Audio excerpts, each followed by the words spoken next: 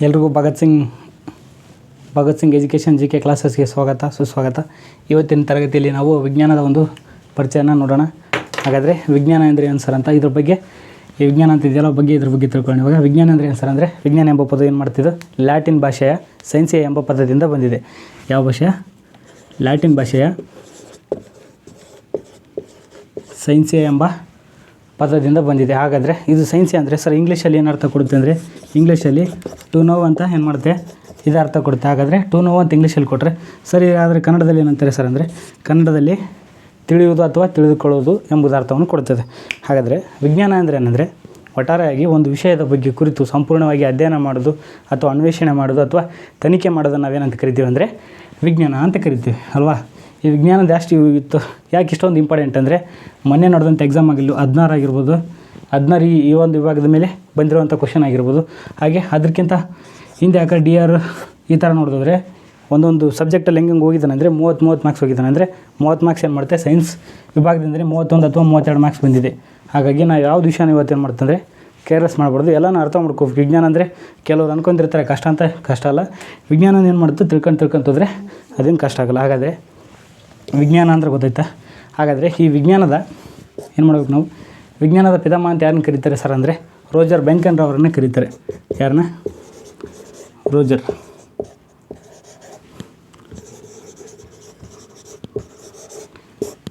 ಇವರು ವಿಜ್ಞಾನದ ಪಿತಾಮಹ ಅಂತ ಯಾರನ್ನ ಕರೀತಾರೆ ಅಂದರೆ ರೋಜರ್ ಬೆಂಕನ್ ಅವ್ರನ್ನ ಕರೀತಾರೆ. ಇವರು ಯಾವ ದೇಶದವರು ಸರ್ ಅಂತಂದರೆ ಇವರು ಇಂಗ್ಲೆಂಡ್ ದೇಶದವರು. ಯಾವ ದೇಶದವರು? ಇಂಗ್ಲೆಂಡ್ ದೇಶದವರು. ಹಾಗಾದರೆ ಈ ವಿಜ್ಞಾನವನ್ನು ನಾವು ಯಾವ ರೀತಿ ಅಧ್ಯಯನ ಮಾಡ್ತೀವಿ ಅಂದರೆ ವಿಜ್ಞಾನ ನಾವು ಏನು ಮಾಡ್ತೀವಿ 3 ಭಾಗಗಳ ಏನು ಮಾಡ್ತೀವಿ 3 ಭಾಗಗಳ ಆಧಾರದ ಮೇಲೆ ನಾವೇನು ಮಾಡ್ತೀವಿ ಈ ವಿಜ್ಞಾನ ನಾವೇನು ಮಾಡ್ತೀವಿ ಅಧ್ಯಯನ ಮಾಡ್ತೀವಿ. ಹಾಗಾದರೆ ನೋಡೋಣ ಈಗ ವಿಜ್ಞಾನ ಬಗ್ಗೆ. ಈಗ ವಿಜ್ಞಾನ 3 ಭಾಗ ಅಂದ್ರೋಣ. ಅವು 3 ಭಾಗ ಯಾವುವು ಅಂದರೆ ಒಂದು ಜೀವಶಾಸ್ತ್ರ, ಒಂದು ಭೌತಶಾಸ್ತ್ರ, ಇನ್ನೊಂದು ರಾಸಾಯನಶಾಸ್ತ್ರ. ಒಂದು ಬಯಾಲಜಿ, ಫಿಸಿಕ್ಸ್ ಆ್ಯಂಡ್ ಕೆಮಿಸ್ಟ್ರಿ. ಹಾಗಾದರೆ ಈ 3 ಭಾಗದಲ್ಲಿ ಇವತ್ತಿನ ನಾವು ಯಾವುದ್ರ ಬಗ್ಗೆ ತಿಳ್ಕೊತಿದ್ದೀವಿ ಅಂದರೆ ಜೀವಶಾಸ್ತ್ರ ಬಗ್ಗೆ ನೋಡೋಣ. ಯಾವುದೋ ಜೀವಶಾಸ್ತ್ರ.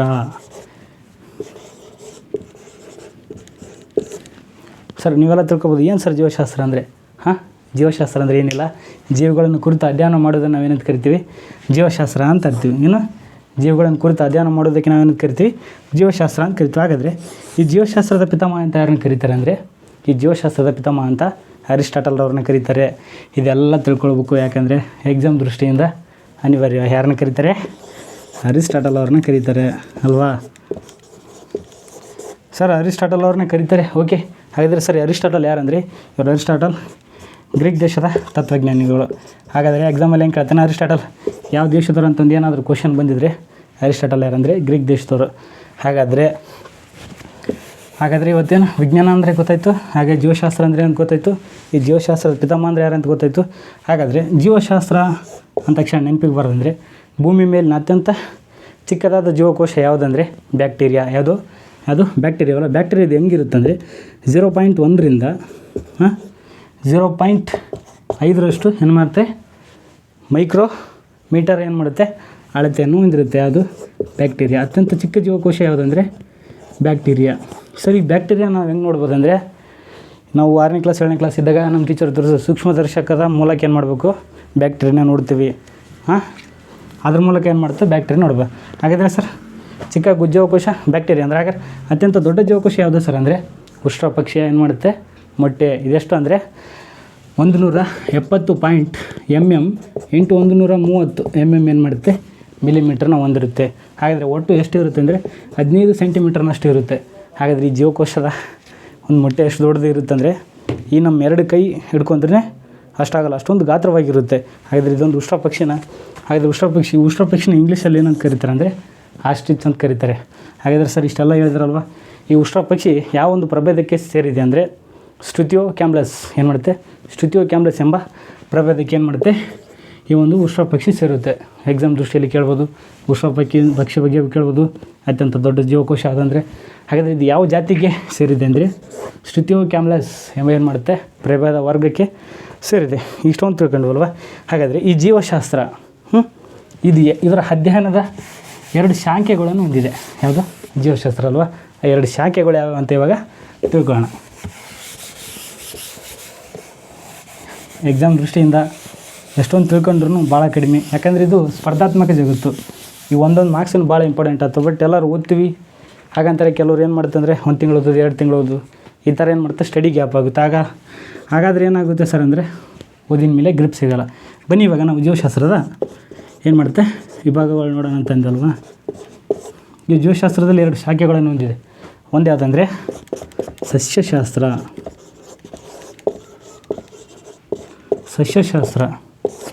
ಇನ್ನೊಂದು ಪ್ರಾಣಿಶಾಸ್ತ್ರ, ಅಲ್ವಾ. ಹಾಗಾದರೆ ಸಸ್ಯಶಾಸ್ತ್ರ ಅಂದರೆ ಏನಂದರೆ ಸಸ್ಯಗಳನ್ನು ಕುರಿತು ಅಧ್ಯಯನ ಮಾಡೋ ವಿಜ್ಞಾನದ ಒಂದು ಭಾಗಕ್ಕೆ ನಾವೇನಂತ ಕರಿತೀವಿ, ಸಸ್ಯ ಅಂತ ಕರಿತೀವಿ ಅಥವಾ ಸಸ್ಯಶಾಸ್ತ್ರ ಅಂತ ಕರಿತೀವಿ. ಅಂದರೆ ಸಸ್ಯಗಳನ್ನು ಕುರಿತು ಅಧ್ಯಯನ ಮಾಡೋದು. ಹಾಗಾದರೆ ಸರ್ ವಿಜ್ಞಾನದ ಪಿತಾಮಹ ಅಂತ ಹೇಳಿದ್ರಿ, ಜೀವಶಾಸ್ತ್ರದ ಪಿತಾಮಹ ಅಂತ ಹೇಳಿದ್ರಿ, ಸರ್ ಈ ಸಸ್ಯಶಾಸ್ತ್ರದ ಪಿತಾಮಹನು ಇದ್ದಾರೆ ಅಂತ ಕೇಳ್ಬೋದು ನೀವು. ಸಸ್ಯಶಾಸ್ತ್ರದ ಪಿತಾಮಹನು ಸರ್ ಇದ್ದಾರೆ. ಅವ್ರು ಯಾರಂದರೆ ಥಿಯೋಫ್ರಸ್ಟಸ್ ಅಂತ. ಥಿಯೋಫ್ರಸ್ಟಸ್ ಯಾರು ಇವರು ಅಂತಂದರೆ ಸಸ್ಯಶಾಸ್ತ್ರದ ಪಿತಾಮಹ. ಯಾಕಂದರೆ ಅದ್ರ ಬಗ್ಗೆ ಅತ್ಯಂತ ಆಳವಾದ ಅಧ್ಯಯನ ಮಾಡಿರ್ತಾರೆ. ಅದಕ್ಕೆ ಇವ್ರನ್ನ ಏನಂತ ಕರಿತೀವಿ, ಸಸ್ಯಶಾಸ್ತ್ರದ ಪಿತಾಮಹ ಅಂತ ಕರಿತೀವಿ. ಹೀಗಾಗಿದ್ರೆ ಸಸ್ಯಶಾಸ್ತ್ರ ಅಂತ ಬಂದಾಗೆ ಸಸ್ಯ ಉದಾಹರಣೆ ನಾವೊಂದೀಗ ಇದೊಂದು ಸಸ್ಯ ಅನ್ಕೋಣ ಆಯಿತಾ.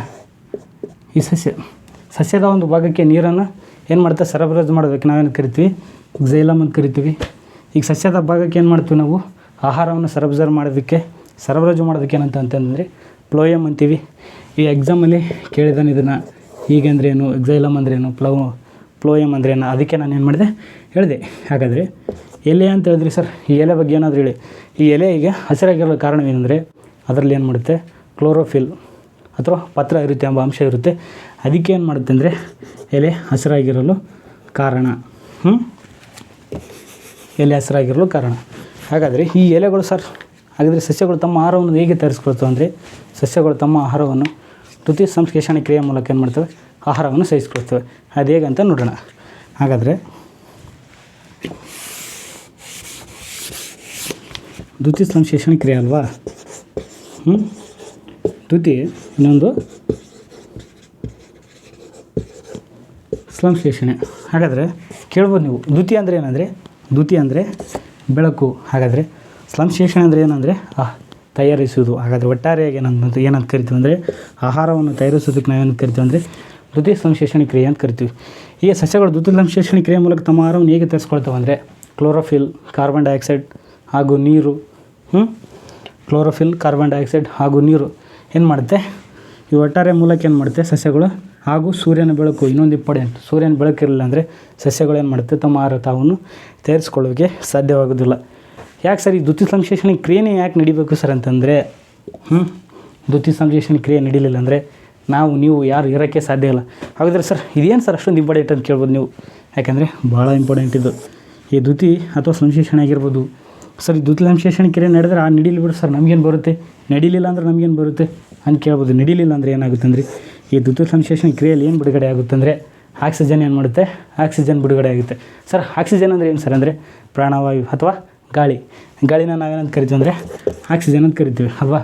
ಹಾಗಾದರೆ ಇದು ಬಿಡುಗಡೆ ಆಗಲಿಲ್ಲ ಅಂದರೆ ಏನಾಗುತ್ತೆ ಅಂದರೆ ನಾವು ಸಾಕಷ್ಟು ಜೀವರಾಶಿಗಳಾಗಿರ್ಬೋದು, ಪ್ರತ್ಯಕ್ಷವಾಗಿರ್ಬೋದು ಅಥವಾ ಪರೋಕ್ಷವಾಗಿರ್ಬೋದು, ನಾವೇನು ಮಾಡ್ತೀವಿ ಅಂದರೆ ಸಸ್ಯಗಳನ್ನು ಏನು ಮಾಡ್ತೀವಿ, ಅವಲಂಬಿಸ್ತೀವಿ ಅಲ್ವಾ. ಅದಕ್ಕೆ ಇದು ಬಹಳ ಇಂಪಾರ್ಟೆಂಟ್ ಆಗುತ್ತೆ. ಯಾವುದಾದ್ರೂ ಎಕ್ಸಾಮಲ್ಲಿ ಕೇಳ್ಬೋದು ಸರ್ ದ್ಯುತಿ ಸಂಶ್ಲೇಷಣೆ ಕ್ರಿಯೆ ಅಂದ್ರೇನು, ಅದರಿಂದ ಬಿಡುಗಡೆ ಏನಾಗುತ್ತೆ ಅಂದರೆ ಆಕ್ಸಿಜನ್ ಬಿಡುಗಡೆ ಆಗುತ್ತೆ. ಈ ರೀತಿಯಾಗಿ ಇದೊಂದು ಪರಿಚಯ. ಹಾಗಾದರೆ ಇಷ್ಟೇನ ಎಲ್ಲ ತಿಳ್ಕೊಂಡ್ವಲ್ವಾ. ಹಾಗಾದರೆ ಇನ್ನು ಈಗ ನಾವು ಪ್ರಾಣಿಶಾಸ್ತ್ರದ ಬಗ್ಗೆ ತಿಳ್ಕೊಂಡು ಇಷ್ಟೆಲ್ಲ ತಿಳ್ಕೊಂಡ್ವಲ್ವಾ. ಯಾಕಂದರೆ ಎಕ್ಸಾಮ್ ದೃಷ್ಟಿಕೋನದಿಂದ ಬಹಳ ಇಂಪಾರ್ಟೆಂಟ್ ಇದು. ಹಾಗಾದರೆ ಬನ್ನಿ, ಪ್ರಾಣಿಶಾಸ್ತ್ರ ಏನಂತಂದರೆ ಪ್ರಾಣಿಗಳ ಕುರಿತು ಅಧ್ಯಯನ ಮಾಡೋದಕ್ಕೆ ನಾವೇನು ಕರಿತೀವಿ ಅಂದರೆ ಪ್ರಾಣಿಶಾಸ್ತ್ರ ಅಂತ ಕರಿತೀವಿ. ಸರ್ ಇದ್ರ ಪಿತಾಮಹ ಯಾರನ್ನಿದ್ದಾರೆ, ಇದ್ದಾರೆ. ಅವ್ರು ಯಾರಂದರೆ ಅರಿಸ್ಟಾಟಲ್ ಅವ್ರು ಏನಂತ ಕರಿತೀವಿ ಅಂದರೆ ಒಂದು ಪ್ರಾಣಿಶಾಸ್ತ್ರದ ಪಿತಾಮಹ ಅಂತ ಯಾರನ್ನ ಕರೀತಾರೆ ಅಂದರೆ ಅರಿಸ್ಟಾಟಲ್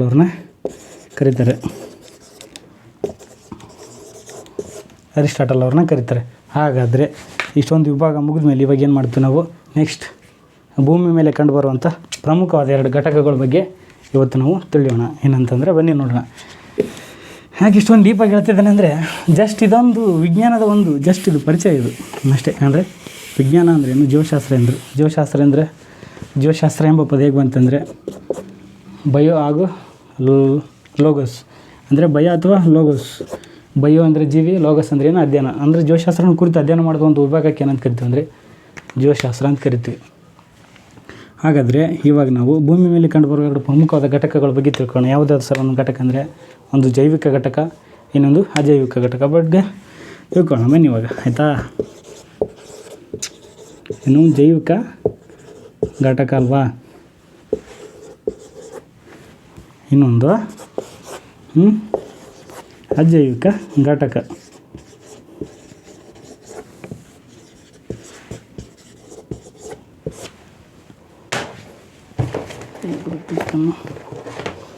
ಅಜೈವಿಕ ಘಟಕ. ಹಾಗಾದರೆ ಜೈವಿಕ ಘಟಕಗಳಂದರೆ ಏನು ಸರ್ ಅಂತಂದರೆ, ಜೈವಿಕ ಘಟಕ ಅಂದರೆ ಜೀವಿಗಳನ್ನು ಒಳಗೊಂಡಿರೋದನ್ನು ನಾವೇನಂತ ಕರಿತೀವಿ? ಜೈವಿಕ ಘಟಕ ಅಂತ ಕರಿತೀವಿ. ಹಾಗಾದರೆ ಅದು ಆರಾಮಾಗಿ ಹೇಳ್ಕೊಡ್ತೀನಿ, ಏನು ಟೆನ್ಷನ್ ಮಾಡ್ಕೊಬೇಡಿ, ಆಯಿತಾ? ಹಾಗಾದರೆ ಅಜೈವಿಕ ಘಟಕ ಅಂದರೆ ಏನಂದರೆ ನಿರ್ಜೀವಿಗಳನ್ನು ಒಳಗೊಂಡಿರೋದನ್ನು ನಾವೇನು ಕರಿತೀವಿ? ಅಜೈವಿಕ ಘಟಕ ಅಂತ ಕರಿತೀವಿ. ಹಾಗಾದರೆ ಸರ್ ಈ ಜೈವಿಕ ಘಟಕ ಅಂದರೆ ಅರ್ಥ ಆಗಲಿಲ್ಲ, ಏನೋ ಸ್ವಲ್ಪ ಹೇಳಂತಂದ್ರೆ ಹೆಂಗಂದ್ರೆ ಈ ಜೈವಿಕ ಘಟಕ ಏನು ಮಾಡಿರ್ತವೆ ಅಂದರೆ ಬಾಹ್ಯವಾಗಿ ಆಗಿರ್ಬೋದು ಅಥವಾ ಆಂತರಿಕವಾಗಿರ್ಬೋದು ಏನು ಮಾಡ್ತವೆ, ಇವು ಬೆಳವಣಿಗೆಯನ್ನು ಹೊಂದಿರ್ತವೆ. ಹಾಗೆ ಸಂತಾನೋತ್ಪತ್ತಿ ಕ್ರಿಯೆಯನ್ನು ಹೊಂದಿರ್ತವೆ ಹಾಗೂ ಉಸಿರಾಡುತ್ತವೆ. ಹಾಗೇನು ಮಾಡುತ್ತೆ, ಇದೇನು ಮಾಡುತ್ತೆ, ಚಲನಾಂಗಗಳನ್ನು ಸಹ ಹೊಂದಿರ್ತವೆ. ಹಾಗಾದರೆ ಅಜೈವಿಕ ಘಟಕ ಅಂದರೆ ಏನು ಸ್ವಲ್ಪ ಹೇಳಿ ಸರ್ ಅಂದರೆ, ಅಜೈವಿಕ ಘಟಕ ಅಂದರೆ ಬಾಹ್ಯವಾಗಿ ಆಗಿರ್ಬೋದು ಅಥವಾ ಆಂತರಿಕವಾಗಿರ್ಬೋದು ಬೆಳವಣಿಗೆ ಹೊಂದಿರ್ತವೆ, ಬಟ್ ಸಂತಾನೋತ್ಪತ್ತಿ ಆಗಿರ್ಬೋದು ಉಸಿರಾಟದ ಲಕ್ಷಣಗಳಾಗಿರ್ಬೋದು ಏನು ಮಾಡುತ್ತೆ, ಇದು ಒಂದು ಅಜೈವಿಕ ಘಟಕದಲ್ಲಿ ಕಂಡುಬರುವುದಿಲ್ಲ. ಹಾಗಾದರೆ ಇವಾಗ ನಾವೇನು ಮಾಡೋಣ, ಸಜೀವಿಗಳ ಒಂದು ಗುಣಲಕ್ಷಣಗಳನ್ನು ತಿಳ್ಕೊ. ಹಾಗಾದರೆ ಸಜೀವಿಗಳು ಹೇಗಿರ್ತವೆ, ಅದರ ಗುಣಲಕ್ಷಣ ಏನಂತ ನಾವೀಗ ತಿಳ್ಕೊಳ್ಳೋಣ. ವಿಜ್ಞಾನ ಸರ್ ಎಷ್ಟು ಓದ್ತೀವಿ ಸರ್, ಆದರೂ ಕ್ವಶನ್ ಆನ್ಸರ್ ಮಾಡೋಕ್ಕಾಗಲ್ಲ.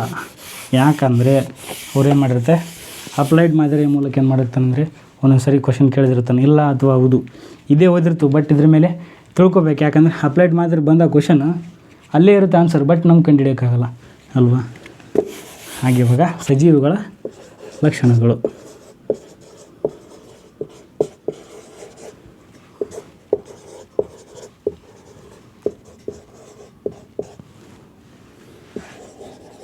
ಸಜೀವಿಗಳ ಲಕ್ಷಣಗಳು. ಹಾಗಾದರೆ ಏನು ಸರ್ ಸಜೀವಿಗಳು ಅಂದರೆ ಹೇಗಿರುತ್ತೆ ಸರ್ ಇದರ ಲಕ್ಷಣ ಅಂದರೆ, ಸಜೀವಿಗಳು ಏನು ಮಾಡುತ್ತೆ ಅಂದರೆ ಒಂದು ಸ್ಥಳದಿಂದ ಇನ್ನೊಂದು ಸ್ಥಳಕ್ಕೆ ಏನು ಮಾಡುತ್ತೆ, ಸಜೀವಿಗಳು ಚಲಿಸ್ತವೆ. ಹಾಗೂ ಸಜೀವಿಗಳು ಪ್ರಚೋದನೆಗೆ ತಕ್ಕಂತ ಏನು ಮಾಡ್ತವೆ ಅಂದರೆ ಪ್ರತಿಕ್ರಿಯೆ ಕೊಡ್ತವೆ. ಹಾಗೆ ಸಜೀವಿಗಳು ಹೇಗಿರ್ತವೆ ಅಂದರೆ ಸರ್, ಸಜೀವಿಗಳು ಉಸಿರಾಡುತ್ತವೆ ಹಾಗೂ ಬೆಳವಣಿಗೆಯನ್ನು ಸಹ ಏನು ಮಾಡುತ್ತವೆ, ಹೊಂದುತ್ತವೆ. ಹಾಗಾದರೆ ಸಜೀವಿಗಳು ಚಲನಾಂಗಗಳನ್ನು ಸಹ ಹೊಂದಿವೆ. ಅಂದರೆ ಒಂದು ಕಡೆಯಿಂದ ಇನ್ನೊಂದು ಕಡೆ ಏನು ಮಾಡುತ್ತೆ, ಚಲಿಸುತ್ತೆ. ಸಜೀವಿಗಳ ಗುಣಲಕ್ಷಣ ಅಂತಂದರೆ ಸಿಂಪಲ್ ಕಾನ್ಸೆಪ್ಟ್. ಸಜೀವಿಗಳು ಏನು ಮಾಡ್ತವೆ, ಒಂದು ಸ್ಥಳದಿಂದ ಇನ್ನೊಂದು ಸ್ಥಳ ಚಲಿಸ್ತವೆ, ಪ್ರಚೋದನೆಗೆ ತಕ್ಕಂಥ ಪ್ರತಿಕ್ರಿಯೆ ಮಾಡ್ತವೆ, ಬೆಳವಣಿಗೆ ಹೊಂದಿರ್ತವೆ, ಉಸಿರಾಟ ಹೊಂದಿರ್ತವೆ, ಹಾಗೆ ಚಲನೆಗಳು ಹೊಂದಿರ್ತವೆ. ಇಂಥವಕ್ಕೊಂದು ನಾವೇನಂತ ಕರಿತೀವಿ ಅಂದರೆ ಸಜೀವಿಗಳು ಅಂತ ಕರಿತೀವಿ. ಹಾಗಾದರೆ ಸಜೀವಿಗಳು ಹೇಳಿದ್ರೆ ಸರ್ ಅದಕ್ಕಿಂತ ಸ್ವಲ್ಪ ಹೇಳಿ ಸರ್, ಸಜೀವಿಗಳು ಅಂದರೆ ಹೇಗಿರ್ತವೆ ಅಂತ ಇವಾಗ ನೋಡೋಣ. ಡೈರೆಕ್ಟಾಗಿ ನಾವೇನು ಮಾಡೋದು, ಸಜೀವಿಗಳ ಉಸಿರಾಟದ ಅಂಗಗಳ ಬಗ್ಗೆ ತಿಳ್ಕೊಳ್ಳೋಣ. ಸಜೀವಿಗಳಾಯ್ತಲ್ವ, ಉಸಿರಾಟದ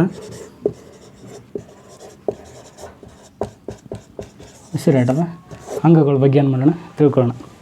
ಹಾಗಾದರೆ ಸಜೀವಿಗಳು ಸರ್ ಒಂದೊಂದಾಗಿ ಹೇಳ್ಕೊಂಡು ಹೋಗ್ತೀನಿ ಅಷ್ಟೇ, ಆಯಿತಾ? ಮೊದಲನೇದಾಗಿ ಏನಂದರೆ ಕೀಟಗಳು. ಯಾವುವು? ಕೀಟಗಳು. ಇನ್ನೊಂದು ಮೀನು ಅಥವಾ ಮೀನುಗಳು. ಇನ್ನೊಂದು ಕಪ್ಪೆಗಳು. ಸರ್ ಕಪ್ಪೆಗಳು ಸಹ ಉಸಿರಾಡ್ತಾವೆ ಅಂತ ಕೇಳ್ಬೋದು. ಎಸ್, ಕಪ್ಪೆಗಳು ಸಹ ಉಸಿರಾಡ್ತವೆ. ಯಾಕಂದರೆ ಉಸಿರಾಡಲಿಲ್ಲ ಅಂದರೆ ಅದು ಇರೋಲ್ಲ. ಆದರೆ ಕಪ್ಪೆಗಳಾಯಿತು, ಮೀನುಗಳಾಯಿತು. ಇವಾಗ ನೆಕ್ಸ್ಟ್ ಯಾರು? ಮಾನವ. ನೆಕ್ಸ್ಟ್ ಇನ್ನೊಂದು ಯಾವುದಂದರೆ ಸಸ್ಯಗಳು.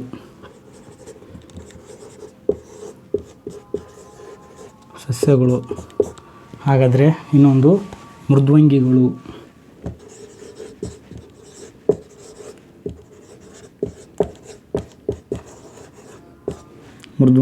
ಆಯಿತಾ? ಹಾಗಾದರೆ ಇನ್ನೊಂದು ಕಂಟಕ ಚರ್ಮಿಗಳು.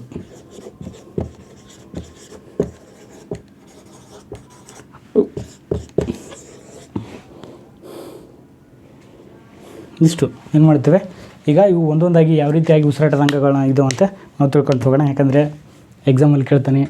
ಹಾಗೂ ಕೀಟಗಳ ಉಸಿರಾಟದ ಅಂಗ ಯಾವುದಂತ ಕೇಳ್ಬೋದು, ಮೀನುಗಳು ಉಸಿರಾಟದ ಅಂಗ ಯಾವುದಂತ ಕೇಳ್ಬೋದು, ಕಪ್ಪೆಗಳದ್ದು ಕೇಳ್ಬೋದು ಅಥವಾ ಮಾನವದು ಕೇಳ್ಬೋದು. ಹಾಗಾದರೆ ಕೀಟಗಳು ಏನು ಮಾಡ್ತೀವೋ, ಶ್ವಾಸನಾಳ ಅಥವಾ ಟ್ರೇಕಿಯ ಏನಿದು ಯಾವ ರೀತಿಯಾಗಿ ಉಸಿರಾಡುತ್ತೆ ಅಂದರೆ ಒಂದು ಶ್ವಾಸನಾಳ ಮತ್ತು ಇನ್ನೊಂದು ಏನು ಮಾಡ್ತಾರೆ ಟ್ರೇಕಿಯ ಮೂಲಕ ಏನು ಮಾಡುತ್ತೆ ಅಂದರೆ ಈ ಕೀಟಗಳು ಏನು ಮಾಡ್ತವೆ ಉಸಿರಾಡ್ತವೆ.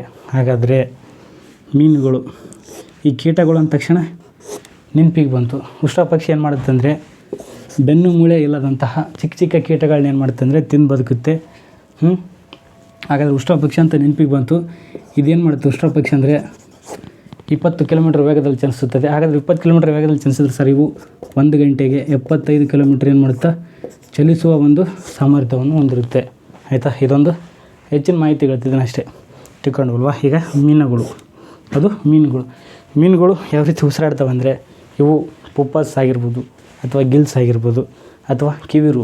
ಸರ್ ಕಿವಿರು ಅಂದರೆ ಹೆಂಗಿರುತ್ತೆ ಸರ್ ಅಂತಂದರೆ ಕಿವಿರು ಇದು ಬಾಯಿ ಇರುತ್ತಲ್ವ, ಇಲ್ಲೇ ಇರುತ್ತೆ ಅದು ಕಿವಿ. ಈ ಥರ ಹಿಂಗೆ ತೆಗೆದು ನೋಡಿದ್ರೆ ಅದೊಂದು ಮೀನಿನ ಕಿವಿ ಕಾಣುತ್ತೆ. ಏನು ಮಾಡುತ್ತೆ 3 ರೀತಿ. ಹಾಗಾದರೆ 3 ರೀತಿಯಲ್ಲಿ ಸರ್ ನಾವು ಹೆಂಗೆ ಮಾಡಬೇಕು, ಪುಪ್ಪಸ್ ಆಗಿರ್ಬೋದು ಅಥವಾ ಗಿಲ್ಸ್ ಆಗಿರ್ಬೋದು ಇನ್ನೊಂದು ಕಿವಿರುಗಳು ಅಲ್ವಾ. ಈ 3 ಬಂದರೆ ಹೆಂಗೆ ಸರ್ ಅಂದರೆ ಈ 3 ಕೇಳಲ್ಲ, ಯಾವುದಾದ್ರೂ ಒಂದು ಕೇಳ್ತಾನೆ. ಲಿಸ್ಟ್ ಮಾಡಿ ಹೆಂಗೆ ಕೇಳ್ಬೋದು ಅಂದರೆ ಗಿಲ್ಸ್ ಅಂತ ಇಡ್ಬೋದು. ಗಿಲ್ಸ್ ಇದು ಯಾವುದಾದ್ರು ಒಂದು ಉಸಿರಾಟದ ಅಂಗಗಳು ಅಂತ. ಅದಕ್ಕೆ 3 ಗೊತ್ತಿದ್ದರೆ ನಮಗೆ ಆರಾಮಾಗಿ ನಾವೇನು ಮಾಡ್ಬೋದು ಅಂದರೆ ಎಕ್ಸಾಮಲ್ಲಿ ಟಿಕ್ ಹಾಕ್ಬೋದು. ಹಾಗಾದರೆ ಕಪ್ಪೆಗಳು ಹೆಂಗೆ ಉಸಿರಾಡ್ತವೆ ಸರ್ ಅಂತಂದರೆ ಕಪ್ಪೆಗಳು ಏನು ಮಾಡ್ತವೆ ಒದ್ದೆ ಚರ್ಮದ ಮೂಲಕ ಉಸಿರಾಡ್ತವೆ ಹಾಗೂ ಒಂದು ಕೋಶದ ಮೂಲಕ ಏನು ಮಾಡ್ತವೆ ಈ ಕಪ್ಪೆಗಳು ಉಸಿರಾಡ್ತವೆ. ಹಾಗಾದರೆ ಸರ್ ಒದ್ದೆ ಚರ್ಮ ಇದು ಕೇಳಲ್ಲ ಸರ್ ಅಂತಂದರೆ ಸರ್ ಒದ್ದೆ ಚರ್ಮ ಕೊಟ್ಟಿಲ್ಲ ಸರ್, ಬರೀ ಚರ್ಮ ಕೊಟ್ಟಿದ್ದಾನೆ ಸರ್, ಹೆಂಗೆ ಮಾಡೋದು ಅಂತಂದರೆ ಪರವಾಗಿಲ್ಲ, ಒದ್ದೆ ಚರ್ಮ ಇಲ್ಲ ಅಂದರೆ ಏನು ಮಾಡುತ್ತೆ ಬರೀ ಚರ್ಮದ ಮೇಲೆ ನೀವು ಟಿಕ್ ಹಾಕಿ ಬರ್ರಿ, ನಿಮಗೊಂದು ಕರೆಕ್ಟಾಗಿರುವಂಥ ಆನ್ಸರ್ ಸಿಗುತ್ತೆ. ಒದ್ದೆ ಚರ್ಮ ಆಗಿರ್ಬೋದು ಅಥವಾ ಶ್ವಾಸಕೋಶದ ಮೂಲಕ ಏನು ಮಾಡುತ್ತೆ ಅಂದರೆ ಈ ಕಪ್ಪೆ ಉಸಿರಾಟವನ್ನು ಆಡುತ್ತದೆ. ಹಾಗಾದರೆ ಮಾನವ ಯಾವ ರೀತಿ ಉಸಿರಾಡ್ತಾನೆ ಅಂದರೆ ಮಾನವ ಶ್ವಾಸಕೋಶದ ಮೂಲಕ ಏನು ಮಾಡ್ತಾನೆ ಅಂದರೆ ಉಸಿರಾಡ್ತಾನೆ. ಹಾಗಾದರೆ ಇದು ತಿಳ್ಕೊಂಡವಲ್ವಾ. ಈಗ ಸಸ್ಯಗಳು ಯಾವ ರೀತಿಯಾಗಿ ಉಸಿರಾಡ್ತಾವೆ ಅಂದರೆ ಒಂದು ಪತ್ರ ರಂಧ್ರಗಳು ಆಗಿರ್ಬೋದು ಅಥವಾ ಇನ್ನೊಂದು ಏನು ಮಾಡ್ತವೆ ಸ್ಟೊಮ್ಯಾಟ್, ಪತ್ರ ರಂಧ್ರಗಳಾಗಿರ್ತವೆ. ಇನ್ನೊಂದು ಅಂದರೆ ಸ್ಟೊಮ್ಯಾಟ್ ಮೂಲಕ ಏನು ಮಾಡ್ತವೆ ಈ ಸಸ್ಯಗಳು ಏನು ಮಾಡ್ತವೆ ಉಸಿರಾಟವನ್ನು ಮಾಡ್ತವೆ. ಹಾಗಾದರೆ ಸರ್ ಮೃದ್ವಂಗಿಗಳು ಹೆಂಗಂದ್ರೆ ಮೃದ್ವಂಗಿಗಳ ಒಂದು ಉಸಿರಾಟದ ಅಂಗ ಯಾವುದಂದರೆ ಟಿನೇಡಿಯಾ, ನೆನಪಿರಲಿ. ಟಿನೇಡಿಯಾ ಏನು ಮಾಡುತ್ತೆ ಉಸಿರಾಟದ ಅಂಗ ಆಗಿರುತ್ತೆ. ಪಾಯಿಂಟ್ನ ಬರ್ಕೊಳ್ಳಿ, ಯಾವುದು ಕೇರ್ಲೆಸ್ ಮಾಡೋಂಗಿಲ್ಲ. ಯಾಕಂದರೆ ಈ ಕಾಂಪಿಟೇಷನ್ ಈಗ ಒಂದೊಂದು ಮಾರ್ಕ್ಸಲ್ಲಿ ಸಾವಿರಾರು ಜನ ಏನು ಮಾಡ್ತಾರೆ ಹಿಂದಕ್ಕೆ ಹೋಗಿಬೇಕಂತ ಅವ್ನು ಟ್ರೈ ಮಾಡ್ತೀನಿ ಹೊತ್ತು ಎಲ್ಲರಿಗೂ ಜಾಬ್ ಕೊಡಲ್ಲ ಅಂತ ಮಾಡಲ್ಲ. ಆಯಿತಾ, ಹಾಗೆ ನಾವೇನಾಗಿರ್ಬೇಕು ಆ್ಯಕ್ಟಿವ್ ಆಗಿರ್ಬೇಕು. ಹೋದರೆ ಯಾವತ್ತು ಇಲ್ಲಿಂದಾದರೂ ಒಂದು ಮಾರ್ಕ್ಸ್ ಸಿಗುತ್ತೆ ಅಂದರೆ ಅದನ್ನು ಕಲೆಕ್ಟ್ ಮಾಡ್ಕೋಬೇಕಾಗಿರ್ಬೋದು ಅಥವಾ ತಿಳ್ಕೊಳ್ಬೋದಾಗಿರ್ಬೋದು. ಆ ಕಡೆ ಇನ್ನೊಂದು ಕಡೆ ಬರೆದಿಟ್ಕೊತ ಆಗಿರ್ಬೋದು. ಅಂಥ ಜಾಣ್ಮೆನ ನಾವೇನು ಮಾಡ್ತೇವೆ ಪಡ್ಕೋಬೇಕು. ಆಯಿತಾ, ಹಾಗಾದರೆ ಈ ಕಂಟಕ ಚರ್ಮಿಗಳು ಅಂದರೆ ಏನಂದರೆ ಈ ಕಂಟಕ ಚರ್ಮಿ ಏನು ಮಾಡುತ್ತಂದರೆ ನಳಿಕ ಪಾದದ ಮೂಲಕ ಏನು ಮಾಡುತ್ತಂದರೆ ಉಸಿರಾಡುತ್ತದೆ. ಇಂಪಾರ್ಟೆಂಟ್. ಇನ್ನಿದು ಕಂಟಕ ಚರ್ಮಿ ಯಾವುದ್ರ ಮೂಲಕ ಉಸಿರಾಡುತ್ತೆ ಅಂದರೆ ನಳಿಕ ಪಾದದ ಮೂಲಕ ಏನು ಮಾಡ್ತಿದ್ದು ಕಂಟಕ ಚರ್ಮಿ ಉಸಿರಾಡುತ್ತೆ. ಹಾಗಾದರೆ ಸರ್ ಈ ಉಸಿರಾಟದ ಅಂಗಗಳು ತಿಳ್ಕೊಂಡ್ವಿ ಸರ್. ಹಾಗಾದರೆ ಜೀವಿಗಳ ಚಲನಾಂಗಗಳ ಬಗ್ಗೆ ಹೇಳಿ ಅಂತಂದರೆ ಜೀವಿಗಳ ಚಲನಾಂಗಗಳ ಬಗ್ಗೆ ಇವಾಗ ತಿಳಿಯೋಣ. ಚಲನಾಂಗ ಅಂದರೆ ಏನಿಲ್ಲ, ಒಂದು ಕಡೆಯಿಂದ ಮತ್ತೊಂದು ಕಡೆ ಚಲಿಸೋದು ಅಲ್ವಾ.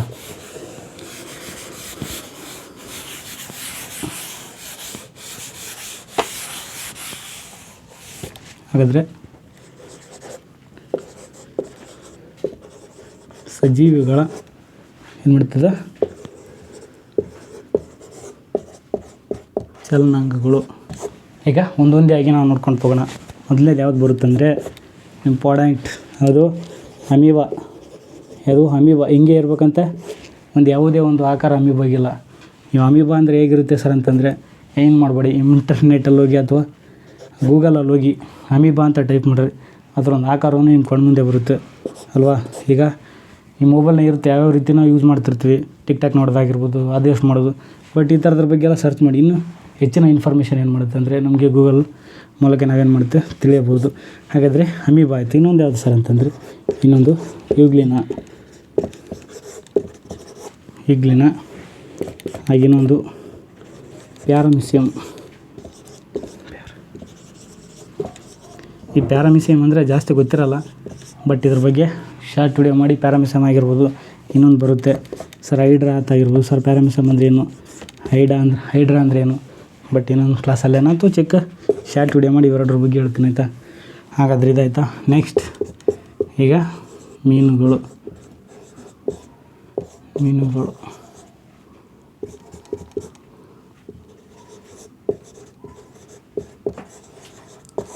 ನಾ ಇನ್ನೊಂದು ಅಲ್ಲಿ ಮರೆತೆ, ಈ ಎರೆಹುಳು ಸಹ ಯಾವ ರೀತಿ ಒಂದು ಉಸಿರಾಟದ ಅಂಗವನ್ನು ಹೊಂದಿದೆ ಅಂದರೆ ಅಲ್ಲಿ ಉಸಿರಾಟದ ಅಂಗಗಳಲ್ಲಿ ಹೇಳ್ಬೇಕಾಗಿತ್ತು. ಎರೆಹುಳು ಯಾವ ರೀತಿ ಉಸಿರಾಡುತ್ತೆ ಅಂದರೆ ಇದು ಚರ್ಮದ ಮೂಲಕ ಏನು ಮಾಡುತ್ತೆ ಎರೆಹುಳು ಉಸಿರಾಡುತ್ತೆ. ಹಾಗಾದರೆ ಇದು ಚಲನಾಂಗನೇ ಬೇರೆ, ಒಂದು ಉಸಿರಾಡೋದು ಬೇರೆ. ಉಸಿರಾಡೋದು ಯಾವುದಂದರೆ ಎರೆಹುಳು ಚರ್ಮದ ಮೂಲಕ ಏನು ಮಾಡುತ್ತೆ ಎರೆಹುಳು ಉಸಿರಾಡುತ್ತೆ. ನೋಡಿರಿ ದೇವ್ರು ಏನು ಕೊಟ್ಟಿದ್ದಾನೆ ಅದಕ್ಕೆ ಸಾಮರ್ಥ್ಯ ಅಂದರೆ. ಹಾಗಾದರೆ ಇವತ್ತು ನೋಡಿ ಅಮೀಬ ಹೇಗೆ ಉಸಿರಾಡುತ್ತೆ ಅಂದರೆ, ಈ ಅಮೀಬ ಉಸಿರಾಟದ ಒಂದು ಕ್ರಿಯೆ ಹೇಗಿರುತ್ತೆ ಅಂದರೆ, ಅಮೀಬ ಏನು ಮಾಡ್ತಿದ್ದು ಮಿಥ್ಯಪಾದ ಆಗಿರ್ಬೋದು, ಅಥವಾ ಸೋಡಿಯೋ ಅಥವಾ ಪೋಡಿಯೋ ಮೂಲಕ ಏನು ಮಾಡ್ತಿದ್ದು ಉಸಿರಾಟವನ್ನು ಆಡುತ್ತೆ. ಸರ್ 2 ಆಪ್ಷನ್ ಇದೆ, ಹೆಂಗೆ ಮಾಡೋದು ಸರ್ ಅಂತಲ್ಲ. ಒಂದು ಏನಂದರೆ ಎಕ್ಸಾಮಲ್ಲಿ ಹೋಗಿರ್ತಲ್ವ, ಈ ರೀತಿ ಮಿಥ್ಯಪಾದ ಅಂತ ಬಿಟ್ಟು ಸೋಡೋ ಪೋಡಿಯೋ ಅಂತ ಕೇಳಿದರೆ, ಸೋಡೋ ಅಥವಾ ಪೋಡಿಯೋ ಅಂತ ಕೇಳಿದರೆ ಏನು ಮಾಡುತ್ತೆ, ಅದು ಯಾವುದೋ ಒಂದು ಪ್ರಾಣಿ ಅಥವಾ ಯಾವ ಒಂದು ಜೀವ ಉಸಿರಾಟದ ಅಂಗ ಅಂದರೆ ಅದು ಯಾವುದಂದರೆ ಅಮೀಬದಾಗಿರುತ್ತೆ. ಹಾಗಾದರೆ ಈಗಲಿನ ಒಂದು ಉಸಿರಾಟದ ಅಂಗಗಳು ಯಾವುವು ಅಂದರೆ, ಒಂದು ಲೋಮನಾಂಗ ಅಂತ ಬರುತ್ತೆ, ಇನ್ನೊಂದು ಸೀಲಿಯಾ ಅಂತ ಬರುತ್ತೆ. ಯಾವುದಂದರೆ ಇದು ಈಗಲದು.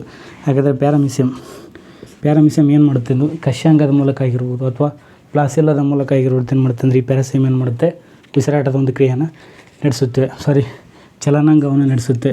ಎಲ್ಲ ಅಮೀಬದ ಮಿಥ್ಯಪಾದ ಅಥವಾ ಸೋಡೋಪುಡಿಯ ಇದೇನು ಮಾಡುತ್ತೆ ಚಲನಾಂಗಗಳು ಮತ್ತು ಇದ್ರ ಬಗ್ಗೆ ಚಲನಾಂಗಗಳ ಬಗ್ಗೆ ಈಗಲಿನ ಸಹ ಲೋಮನಾಂಗ ಆಗಿರ್ಬೋದು ಅಥವಾ ಸೀಲೆ ಆಗಿರ್ಬೋದು, ಇವೇನಂದ್ರೆ ಇವು ಈಗಲಿದ ಒಂದು ಚಲನಾಂಗಗಳು. ಹಾಗಿದ್ರೆ ಪ್ಯಾರಾಮಿಸಿಯಮ್ ಏನು ಮಾಡ್ತಿದ್ದು ಕಶ್ಯಾಂಗ ಅಥವಾ ಪ್ಲಾಸಿಲ್ ಎಂಬ ಮಾದರಿಯ ಮೂಲಕ ಏನು ಮಾಡುತ್ತಿದ್ದು ಉಸಿರಾಟವನ್ನು ಚಲನಾಂಗವನ್ನು ಏನು ಮಾಡುತ್ತೆ ಹೊಂದಿರುತ್ತೆ. ಇಲ್ಲಿ ಕನ್ಫ್ಯೂಸ್ ಆಯ್ತಲ್ವ, ಅದಕ್ಕೇನು ಸರಿ ಹೇಳಿದೆ.